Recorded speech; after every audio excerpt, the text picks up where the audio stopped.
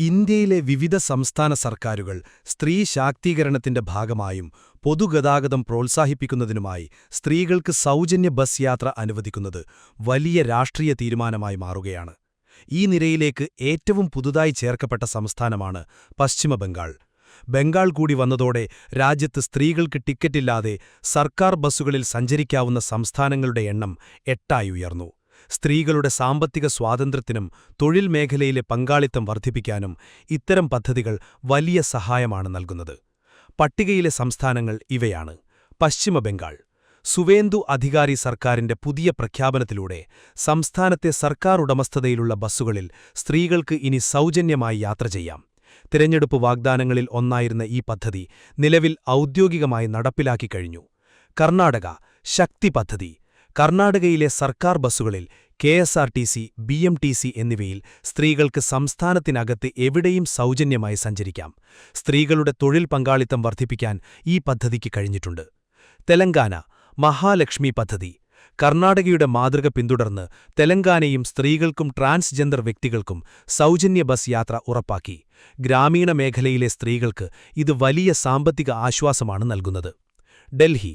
ഇന്ത്യയിൽ ആദ്യമായി ഈ മാറ്റം കൊണ്ടുവന്നത് ഡൽഹി സർക്കാരാണ്. ഡിടിസി ബസ്സുകളിൽ സ്ത്രീകൾക്ക് സൗജന്യ യാത്ര ഉറപ്പാക്കുന്നു. തമിഴ്നാട്. തമിഴ്നാട്ടിലെ സാധാരണ ടൗൺ ബസ്സുകളിൽ സ്ത്രീകൾക്ക് സൗജന്യ യാത്ര അനുവദിച്ചിട്ടുണ്ട്. ജോലിക്ക് പോകുന്ന സ്ത്രീകൾക്കും വിദ്യാർത്ഥിനികൾക്കും ഇത് വലിയ സഹായമാണ്. പഞ്ചാബ്. സർക്കാർ ബസ്സുകളിൽ സ്ത്രീകൾക്ക് സൗജന്യ യാത്ര നൽകുന്ന ഉത്തരേന്ത്യൻ സംസ്ഥാനങ്ങളിൽ ഒന്നാണ് പഞ്ചാബ്. മഹാരാഷ്ട്ര. ടിക്കറ്റ് നിരക്കിൽ 50% ഇളവ് നൽകുന്ന മഹാരാഷ്ട്രയും ഈ നിരയിൽ പ്രധാനപ്പെട്ട സംസ്ഥാനമാണ്. രാജസ്ഥാൻ. രാജസ്ഥാനിലും ഭാഗികമായും ചില പ്രത്യേക വിഭാഗങ്ങൾക്കും സൗജന്യയാത്ര അനുവദിച്ചിട്ടുണ്ട്. സാധാരണക്കാർക്ക് ലഭിക്കുന്ന നേട്ടം: സ്ത്രീകൾക്ക് സൗജന്യയാത്ര അനുവദിക്കുന്നതിലൂടെ അവരുടെ പ്രതിമാസ ചെലവിൽ വലിയൊരു തുക ലാഭിക്കാൻ സാധിക്കുന്നു. പ്രത്യേകിച്ച് വീട്ടുജോലികൾക്കും മറ്റും പോകുന്ന സാധാരണക്കാരായ സ്ത്രീകൾക്ക് ഗതാഗത ചെലവില്ലാതാകുന്നത് അവരുടെ കുടുംബത്തിന്റെ സാമ്പത്തിക ഭദ്രത വർദ്ധിപ്പിക്കുന്നു. വിദ്യാർത്ഥിനികൾക്ക് വിദ്യാഭ്യാസ സ്ഥാപനങ്ങളിലേക്ക് തടസ്സമില്ലാതെ എത്താനും ഇത് പ്രചോദനമാകുന്നു. പൊതുഗതാഗത സംവിധാനങ്ങൾ സ്ത്രീകൾക്ക് കൂടുതൽ സുരക്ഷിതമായി മാറുന്നു എന്നതും ഈ പദ്ധതിയുടെ മറ്റൊരു പ്രത്യേകതയാണ്.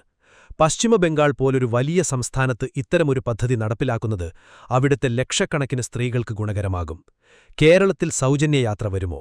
കേരളത്തിലും ഈ പദ്ധതി ഉടൻ നടപ്പിലാകുമെന്ന പ്രതീക്ഷയിലാണ് ലക്ഷക്കണക്കിന് സ്ത്രീകൾ.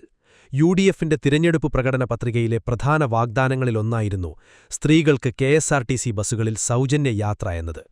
കേരളത്തിൽ പുതിയ യുഡിഎഫ് സർക്കാർ അധികാരമേൽക്കുന്നതോടെ ഈ വാഗ്ദാനം യാഥാർത്ഥ്യമാകാനുള്ള സാധ്യതകൾ ഏറെയാണ്. ഇത് നടപ്പിലാകുന്നതോടെ കേരളത്തിലെ സാധാരണക്കാരായ സ്ത്രീകൾക്കും ജോലിക്ക് പോകുന്നവർക്കും വലിയൊരു സാമ്പത്തിക ആശ്വാസമാകും.